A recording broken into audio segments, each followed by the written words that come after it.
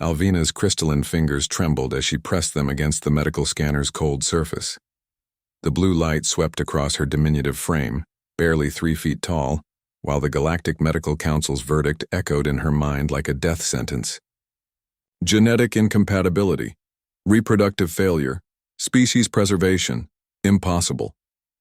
The Zephyrian race was dying, and Alvina carried the weight of that extinction in her hollow chest cavity where a heart should have been. Her species had evolved, beyond biological reproduction centuries ago, relying instead on artificial gestation pods that had recently begun failing across their homeworld. The Council's best scientists had declared it irreversible. Her people would fade into cosmic dust within a generation. Dr. Rafi Martinez adjusted his white coat as he entered the sterile examination room aboard the orbital research station, Prometheus. At 6 feet tall, he towered over the alien female, but his gentle brown eyes held nothing but compassion as he reviewed her file on his tablet. "I'm sorry about the Council's decision," he said softly, pulling up a chair to sit at, her eye level. "But I've been studying your species biology for 3 years now. There might be another way." Alvina's large opalescent eyes, each the size of a human fist, fixed on him with desperate hope. Her voice came out as a melodic whisper, translated by the universal communicator at her throat. "The Council says our genetic matrix is too damaged, too evolved. We've lost the ability to create life naturally." Her shoulders, no wider than a child's, sagged with defeat.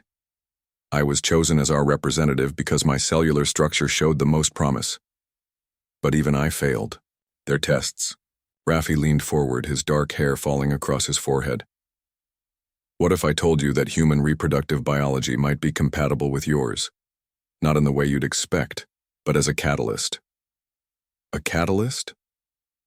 Alvina's head tilted, her gossamer, hair floating around her face like silver mist. "Human emotional and physiological responses trigger unique hormonal cascades. I've been analyzing the data from your brief interactions with our crew, and your cellular activity spikes dramatically during moments of genuine human connection." Rafi pulled up a holographic display showing her biorhythms. "Look at this. When Lieutenant Chen shared her childhood story with you last week, your dormant reproductive cells showed signs of activation." Alvina studied the data, her analytical mind, enhanced by generations of technological evolution, processing the implications. "You're suggesting that human emotional resonance could somehow restart our biological functions?" "More than that," Rafi said, his voice gaining excitement. "I believe human empathy, our ability to form deep emotional bonds, might be the key to unlocking what your people have lost. Your species evolved past feeling, past that messy, chaotic process of natural bonding. But maybe that's exactly what you need." Over the following weeks, Rafi worked tirelessly with Alvina. They shared meals in the station's observation deck, where he told her stories of Earth's natural wonders. He described sunsets over vast oceans, the feeling of rain on skin, the inexplicable joy of a child's laughter. With each tale, Alvina's bio-readings showed increasing cellular activity. "Why do you care so much?" she asked one evening as they watched Earth rotate slowly below them through the massive viewport. "Your own species has no shortage of offspring." Rafi was quiet for a moment, watching city lights twinkle across the planet's surface. "My sister couldn't have children. She spent years feeling broken, like she'd failed at the most basic biological function. When she finally adopted, she told me that love, not biology, made her a mother." He turned to face Alvina. "Maybe that's what your people have forgotten." As days turned to weeks, something unprecedented began happening. Alvina's scans showed not just cellular activation, but actual reproductive organ regeneration. Her body was somehow reconstructing biological systems that had been dormant for millennia. But more than that, Alvina was changing in ways the scanners couldn't measure. She laughed at Rafi's terrible jokes. She cried when he showed her videos of Earth's extinct species. She experienced wonder, fear, hope, emotions her people had engineered out of themselves long ago. "The Council needs to see this," Rafi said, reviewing the latest test results with barely contained amazement. Your reproductive system isn't just active, it's more robust than our projections suggested possible. Alvina nodded, but her expression was thoughtful rather than jubilant. There's something else, Raffi. Something the scanners can't detect. She placed her tiny hand over her chest. I can feel it. Not just the physical changes, but something deeper. A connection to life itself that we lost when we chose perfection over chaos.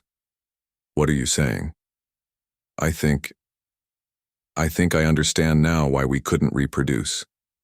We eliminated the very thing that makes life meaningful, the messy, unpredictable, beautiful process of caring for something beyond ourselves. She looked up at him with eyes that now held depths of emotion her species had forgotten could exist. Humans don't just create life. You nurture it, sacrifice for it, love it unconditionally. That's what we lost. When the Galactic Medical Council reconvened to examine Alvina, their instruments detected what they deemed impossible: a fully functional reproductive system in a species that had been sterile for centuries. But they couldn't quantify the most important change of all. Alvina returned to her homeworld carrying more than just restored biology. She carried the gift of human empathy, the knowledge that motherhood wasn't just about creating life. It was about the fierce, protective love that guided and shaped that life. Within months, other Zephyrians began exhibiting similar changes simply by spending time with humans, learning to feel again. Their species' salvation hadn't come from advanced technology or genetic manipulation. It had come from remembering how to love. And in the quiet moments when Alvina felt the first stirrings of new life within her regenerated womb, she whispered a prayer of gratitude to the tall, gentle human doctor who had shown her that the greatest gift any species could possess wasn't perfection. It was the beautiful, chaotic, infinitely precious ability to care.